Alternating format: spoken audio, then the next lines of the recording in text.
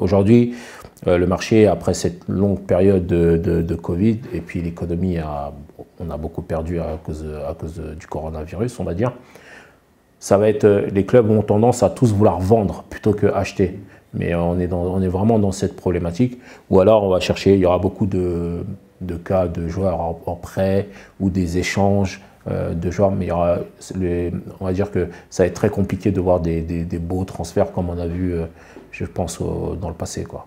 Qui crée le mercato en général? C'est le championnat, les Anglais, les Allemands, les Italiens qui achètent en France et qui, à partir de là, déclenchent aussi le mercato auprès des clubs français. Ils remplacent leurs joueurs par peut-être des joueurs de Ligue 2, voire certains de National, des jeunes espoirs.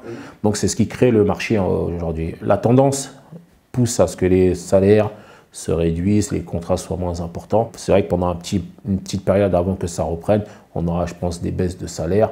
Et ça va être malheureux pour les joueurs normaux ou juste moyens de Ligue 1, peu importe, en Ligue 1 ou Ligue 2, les joueurs qui sont juste bons, qui n'ont pas spécialement de grosses statistiques, mais qui sont des joueurs de complément, des joueurs d'effectifs ou de groupe. Ceux-là vont beaucoup de mal, je pense, dans le futur. Mais pour les top joueurs, ça va être compliqué parce qu'il y aura toujours l'histoire de l'offre et de la demande. Ça sera toujours très compliqué de réduire leur salaire parce que l'excellence se paye. Un exemple comme Mbappé, ça va être Mbappé, Neymar, qui sont des cracks, des top joueurs. Ça va être très difficile demain de leur réduire leur salaire, sinon ils vont aller ailleurs. Parce qu'il y aura toujours quelqu'un qui va leur proposer mieux que ce que tu as. Donc je ne pense pas que ça va être éternel, cette baisse de salaire. Tu as toujours des joueurs dans des clubs qui sont en difficulté dans le club. Et un joueur de foot, s'il ne joue pas, il n'est pas content. Il ne peut pas apprécier sa situation. Donc il est important pour le joueur d'être transféré. Donc forcément, il y aura des transferts. Et le transfert fait aussi quand même vivre l'économie des clubs. Donc non, il est important qu'il y ait des transferts. L'Allemagne est un championnat qui réussit bien en français. Vraiment bien. On va prendre, il y a les Kingsley Coman aussi avant, qui ont réussi, les Franck Ribéry. Quand on regarde à l'époque aussi les Lizarazu, c'est tous ces gens-là. On a une belle formation en France. Les joueurs sont bien finis, bien formés. Tu peux trouver, ils s'en sortent vraiment bien un peu partout, les Français, quand ils finissent leur formation en France. Et quand on regarde les Marcus Thuram, ce qu'ils font, et Pléa, et tous les autres Français qui sont en Allemagne, ça marche. Donc quand eux, c'est les têtes de gondole, ça fonctionne. Donc ça leur donne envie d'aller chercher des joueurs dans le championnat de France, des jeunes joueurs et des joueurs dans le championnat de France, bien sûr. C'est ce qui est terrible dans notre métier aujourd'hui, c'est que tout le monde veut être agent. Aujourd'hui, tout le monde pense que tu es agent et puis c'est le ticket de l'auto. Or que non, c'est beaucoup de travail, c'est beaucoup de temps hors de sa famille, beaucoup de temps en voyage. La gestion de tous les paramètres autour du joueur, hein, c'est-à-dire problème ça peut aller du problème de la voiture au transfert, comme problème de frigo.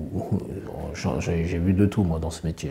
Aujourd'hui, il y a une problématique aussi pour certains cas où tu as les familles, les frères, les autres qui veulent rentrer dans le business parce qu'il suffit qu'ils ont un frère qui joue au foot, ils pensent connaître les rouages du métier. Comme je dis tout le temps à tous mes joueurs en tout cas, je leur dis ce qui est clair, le premier agent d'un joueur, c'est le joueur lui-même, avant toute chose. C'est que le joueur, s'il fait le job sur le terrain, il est facile pour nous, et en tout cas il est plus simple pour nous et plus facile de bien bosser en coulisses. Quitte à perdre un joueur, hein, c'est pas un souci.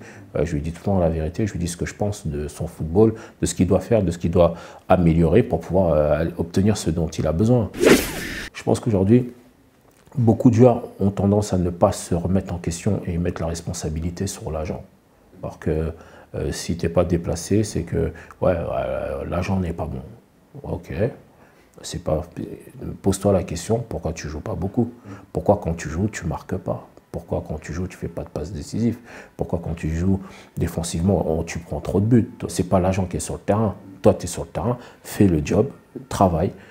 Fais les causes et derrière il y a des choses qui vont se produire, c'est catégorique. Voilà. Comme je dis souvent, aujourd'hui les top joueurs ne changent pas d'agent en général.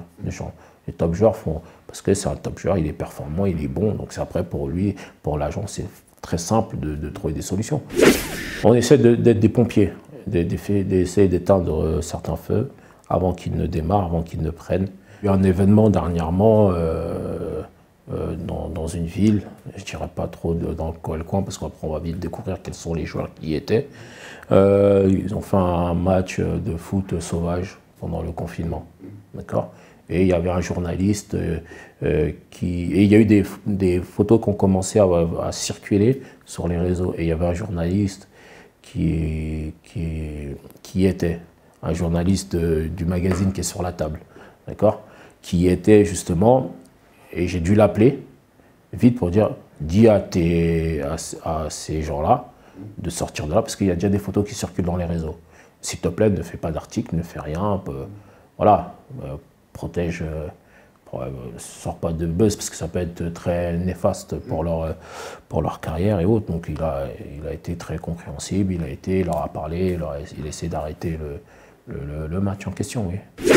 Aujourd'hui, quand on regarde les réseaux, nos joueurs et tous les joueurs en tout cas spécialement afro-descendants, et puis même d'autres, certains ont réagi par rapport à ce qui s'est passé avec l'histoire de George Floyd. Bien sûr, comment ne pas réagir, comment ne pas en parler?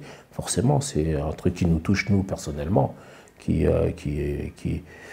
renvoie un peu à cette image de la domination, de l'infériorité. Donc forcément, c'est un truc qui fait parler, oui, bien sûr. Dans le football, on va dire, allez, 50 à 60% des joueurs sont d'origine. Et quand on regarde aujourd'hui l'état des coachs dans la fenêtre du football français, les coachs ou des dirigeants aujourd'hui en France, il n'y a pas une grande représentation. Alors, dire, le football est la représentation de la société française. C'est la même chose. Aujourd'hui, on a beaucoup parlé de la France black, blanc, beurre, mais ouais, c'est beau sur le papier, c'est beau dans les slogans. Mais après, aujourd'hui, on regarde vraiment, est-ce qu'on est une France black, blanc, beurre? Non, je dirais, en tout cas, pas dans les institutions. Patrick Vieira est une sorte d'anomalie, et ça ne devrait pas être une anomalie.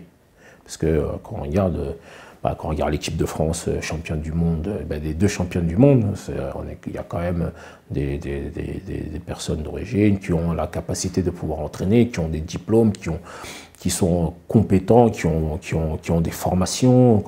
Quand je vois aujourd'hui avec tout ça, et que voilà, il n'y a que Patrice Vieira qui est là, ou même en directeur sportif.